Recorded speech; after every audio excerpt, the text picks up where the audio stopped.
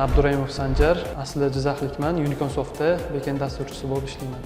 Code review siz uchun yordammi? Code review albatta yordam hisoblanadi, chunki ma'lum bir logikani noto'g'ri usulda qilgan bo'lishingiz mumkin yoki umuman qoldirib ketgan bo'lishingiz mumkin tekshiruvlarni. Bu code review albatta yordam beradi. Hozirgi kunda turli xil code reviewlar uchun AI toollar chiqib ketgan, ya'ni AI moslamalar chiqib ketgan. Eng yoqtirmaydigan requestingiz qaysi? Eng yoqtirmaydigan request bu validatsiyasi to'g'ri qo'yilmagan hamda response swagger deydi. O'sha requestda documentation yo'q bo'lgan request eng yomon request hisoblanadi front-endchilar uchun. Bugungi kunda dasturchilar 5 ta gap bilan aytganda qanaqa talablarga javob berish kerak? Birinchisi o'sha system thinking, sistematik o'ylash, kreativ g'oyalar egasi bo'lish kerak. O'sha turli xil tizimlarni yaxshi tushunish kerak hamda o'shanga yechim bera olishlik kerak. AI toollar bilan yaxshi ishlay olish kerak.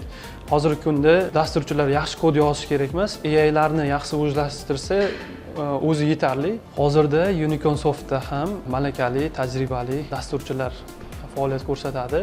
Ulardan turli xil yechimlarni, turli xil narsalarni o'rganamiz. Shuningdek, alohida AI lar bilan ishlaydigan injenerlar ham yo'llangan hamda o'zimizda ham ishlaydi Uniconsoftda.